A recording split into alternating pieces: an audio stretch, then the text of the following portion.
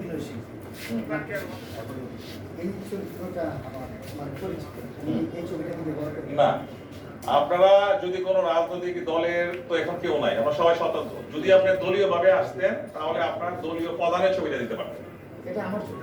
হ্যাঁ, আমি বলি আপনার ছবি দিবেন, সেই ছবিটা আপনার একটা ছবি থাকবে, আপনার যে বড়টা আপনার ছবি, হ্যাঁ আপনার ছবিটা দিতে পারবেন, আপনার প্রতীক ছবি দিতে পারবেন না। অভিনয় ছবি তো দেওয়া যাবে না, বললামই তো আমি। আপনার ছবি দিবেন, আপনার প্রতীকের ছবি দিবেন, আপনার নাম দিবেন, এছাড়া আপনার বাবা বা রাজনৈতিক দল বা কারো এটা ব্যবহার করা যাবে না, ঠিক আছে? আচ্ছা, তারপরে হলো আপনাদের যে প্রতীক ব্যবহার করতে পারবেন সেটা দৈর্ঘ্য প্রস্থ হবে 3 মিটার অধিক হতে পারবে না। তারপর আপনারা এই প্রতীকে একাধিক রং ব্যবহার করতে পারবেন না। প্রতীকের ক্ষেত্রে আবার একটা রং কিন্তু কন্ডিশন আছে। আর এই যে পোস্টার আমরা ছাপাবো সেখানে এই প্রেসের নাম, ঠিকানা এবং কোন দিন আপনি এটা প্রিন্ট করেছেন তার তারিখ দিতে হবে, সংখ্যাটা উল্লেখ করতে হবে। এটা কিন্তু বাধ্যতামূলক, ঠিক আছে? আচ্ছা, আর যারা আপনারা পোস্টার করবেন, এই যে পোস্টার তৈরি করবেন না, পোস্টার, এই পোস্টার একটা করে কপি আমার কাছে জমা দিবেন আমার অফিসে সবাই। কারণ অনেকে ভুল করে যদি পোস্টার কোনো করে ফেলেন, আমরা তাৎক্ষণিক যেন আপনাদেরকে সংশোধন করে দিতে পারি। কারণ আমি চাই না যে আচরণবিধি লঙ্ঘনের দায়ে কেউ আপনার দায়ী হন। আমরা আপনাদের কাছে এই অনুরোধ থাকবে, সবাই আচরণবিধিটা মেনে চলবেন। আর এই পোস্টার ওয়ালে বা গাড়িতে আঠা দিয়ে লাগানো যাবে না, গাছে পোস্টার আপনারা রশিদে ঝুলিয়ে দিতে হবে, ঠিক আছে? আচ্ছা, বৃষ্টির দিন এখন বলতে পারেন যে পোস্টারের মধ্যে লেমিটিং করবেন বা পলিথিন দিবেন, সেটা দেওয়া যাবে না।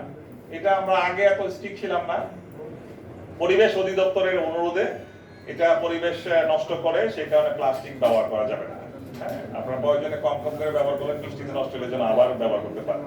কোন রকমের পোস্টার উপরে কোন ধরনের পলিথিন বা প্লাস্টিকের আবরণ দিতে পারবেন না, এবং প্লাস্টিকের বা পিভিসি ব্যানার ব্যবহার করা যাবে না। এই যে এখানে যে ব্যানারটা আছে এটা কিন্তু পিভিসি ব্যানার, এই ধরনের ব্যানার করতে পারবেন, কাপড়ের ব্যানার করতে পারবেন। আচ্ছা, না না, ভোটার স্লিপ ব্যবহার করতে পারবেন। নির্বাচনের দিন আমরা ভোটার স্লিপ ব্যবহার করতে পারবো।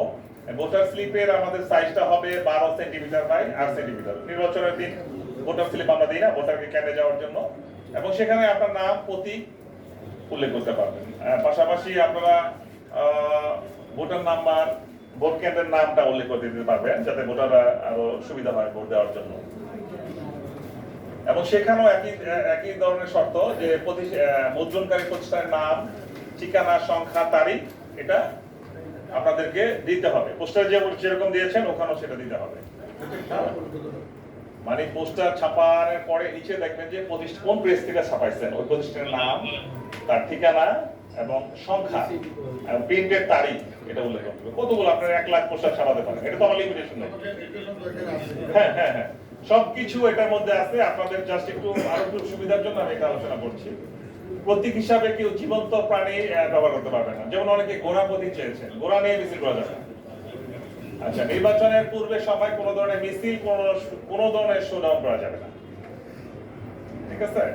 আচ্ছা, আমরা কিন্তু নির্বাচনী ক্যাম্প করতে পারবো, তাই না? অফিস যেটাকে বলেন আপনারা, নির্বাচনী ক্যাম্প প্রতিটা ইউনিয়নে।